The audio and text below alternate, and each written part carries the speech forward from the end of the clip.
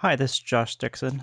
For this video, I wanted to do something a little different. Um, this drawing was selected by one of the Dungeon and Pets Kickstart backers back in March. They were referencing the Final Fantasy character, but I only know that character from the Irish Folktales, so the drawing on that, since I had more knowledge about that than the Final Fantasy character. So, what's going to be different for this one is that I'm actually going to, instead of playing music, I'm going to read the story that I know of about the Cat Sith. Cat Sith is a lore fairy type creature. Depending on what story that you look at, they're viewed as fae, or in one story, it's a shape-shifting witch that can turn into a black cat, and she can only do that 9 times. They're described as tall as a large dog, so they're fairly large, completely covered in black hair except for a patch of bright white on its chest. They are seen as spectral creatures. There's even several stories that tie them into why people used to stay up with body at night, the dead, as it were, because it was believed that if a black cat sat on top of a coffin or corpse, it was stealing their soul, and that it was the Cat Sith that was doing it. So people would stay up with the dead overnight and do all kinds of stuff to distract the Cat Sith if they came in during the night to keep them away from the body, and so they wouldn't steal the soul. So, the King of Cats is another term that Cat Sith is referred to as, which is why in this illustration you'll see that I have these kind of murky, spectral wisps that look like a crown above its head. So I'm going to read The King of Cats to you, which is the first story I ever read about it. Cats are strange and mysterious creatures, having a magic and a beauty all their own. In some countries, they have been seen worshipped as gods. In Ireland, there is supposed to be one particular cat who is the king of all cats. He is a wise, ancient creature who knows and guards all the hoards of fairy gold in the country. This is a story about Rai, the king of cats, and the time he almost lost the last of his 9 lives. Rai pressed his belly to the soft grass and without a sound crept up to the river bank. Careful, very carefully, he stretched out a paw and allowed his long talons to slide into place, and then he parted the last few blades of grass. The orange cat looked down into the river. The fish was there. Rai had spotted the silver trout a few moments earlier. The fish had been leaping and splashing in the stream, and with the sun sparkling on her silvery scales, turning them all the colors of the rainbow, she looked very lovely, and very tasty too. Lunch, Rai thought. The trout leapt again, wiggling about in the air for a single second, and then fell back into the river with a splash. Droplets of water splattered Rai's coat, and his whiskers wrinkled in annoyance. He wasn't really fond of water. The fish jumped again, nearer this time, and Rai tensed. Just a few inches closer, and he would be able to make a quick grab. The fish jumped right in front of the cat, and Rai slashed out with his talons. He missed by a fraction, but the trout, twisting wildly in midair, smacked the cat across the head with its tail. Rai jumped up, snarled in astonishment and anger. How dare she do that to him? He was the king of cats.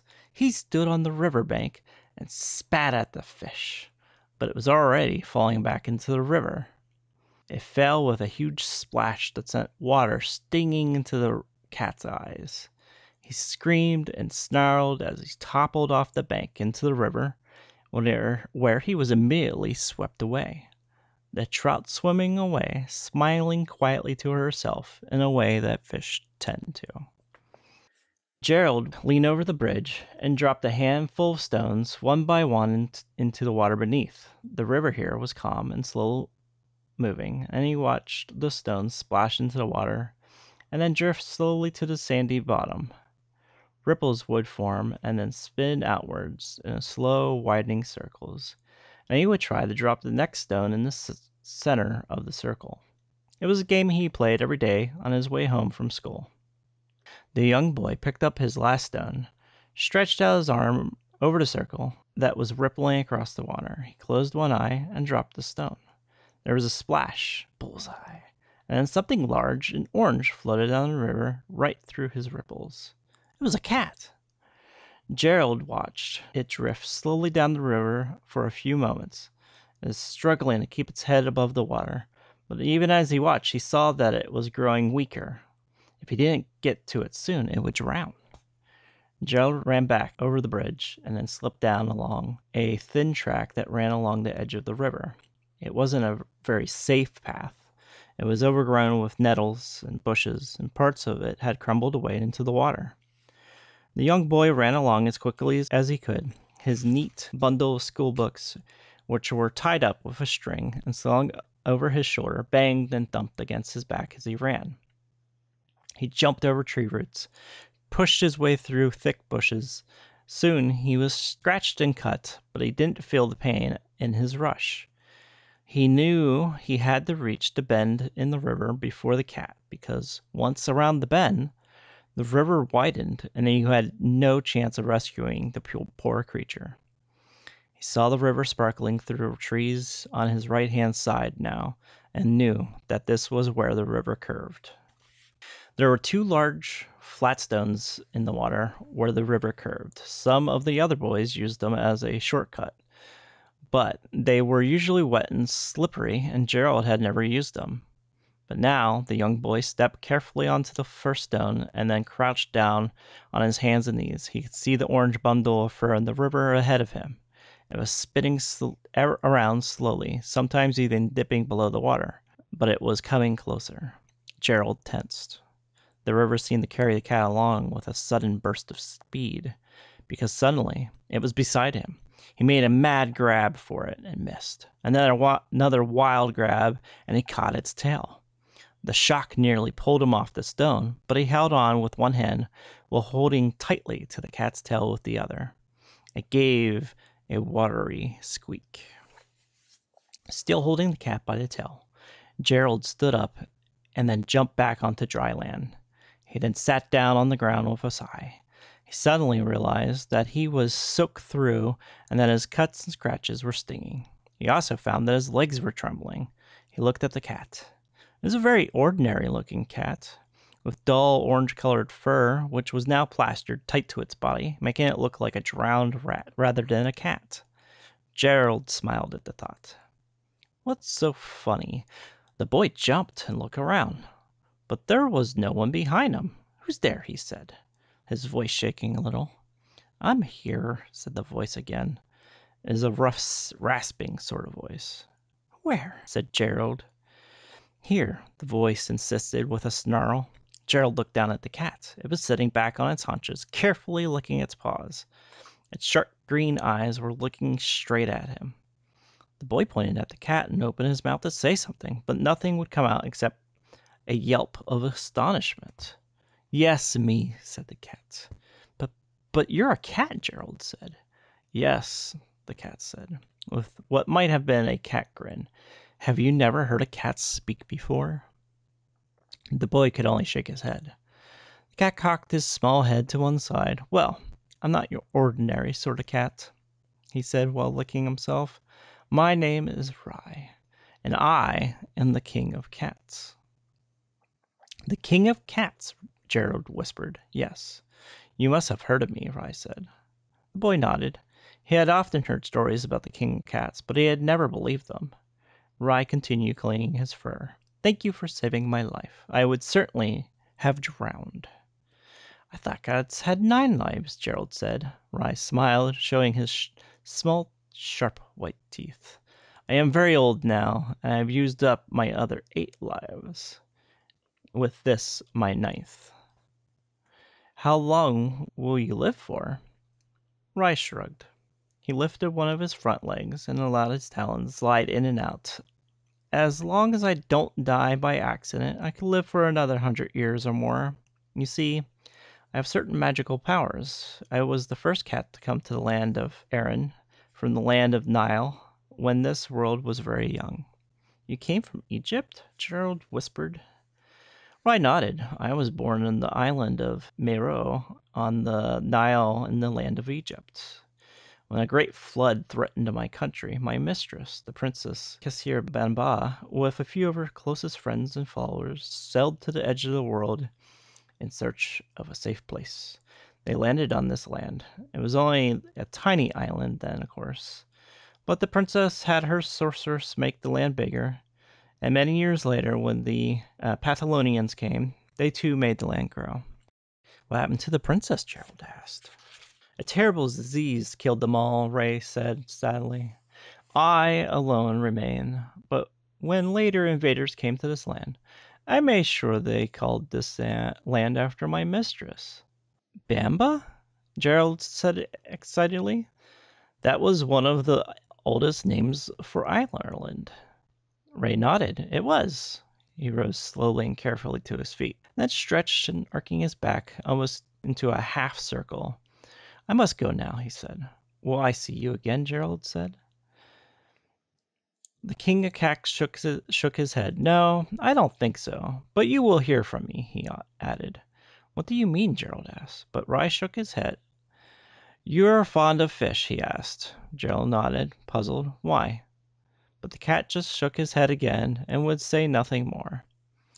When Gerald reached home, both cut and scratched, his clothes torn and dirty, his mother was so angry that she sent him to bed immediately, and neither she nor his father would believe his story. However, the following day, on his way home from school, Gerald stopped, as usual, to drop stones into the water.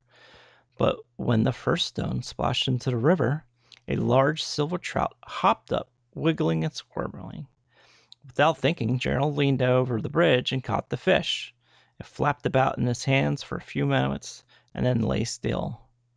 Gerald brought it home for his mother to cook for his father's supper, and when she opened the fish, she found a huge green emerald inside in a little leather bag that had a cat's paw print stamped on it.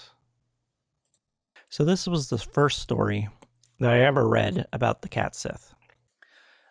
There is another story about a farmer who's outside his house smoking at night when he sees the strangest procession come down the road. It is a group of mice carrying a small coffin, and as they pass, one of them calls out to the farmer and says, "Let old Tom know that the king of cats is dead." And the farmer just kind of scratches his head. This is very peculiar. He's just kind of in wonderment at what he saw, but on top of that, a mouse spoke to him. So he finishes his pipe and goes back inside. And inside, his wife is sitting there knitting, and their cat is lounging lazily by the fire. And he says, I just saw the strangest thing. And he describes to her what he saw. And he's like, and one of the mice spoke to me and said, tell old Tom that the king of cats is dead. Well, at this point, they both hear an astonished voice that says, the cat of kings is dead?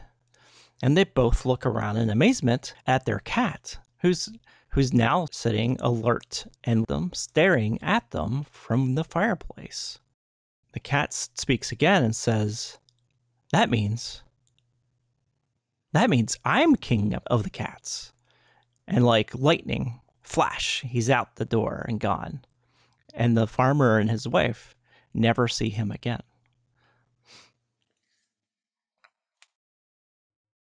So these are the two stories that I know offhand about the Cat Sith. It is seen as possibly a fey creature, a phantom cat, a king of cats, a stealer of souls, a protector of all fairy gold, and a trickster in Irish folktales. A very wise one, a very appreciative one. And with these two stories, I believe it also reflects that it's a title passed on, more so than necessarily a single creature that exists. But hopefully you found this interesting while watching me draw the Cat Sith. Uh, have a good one. Thank you.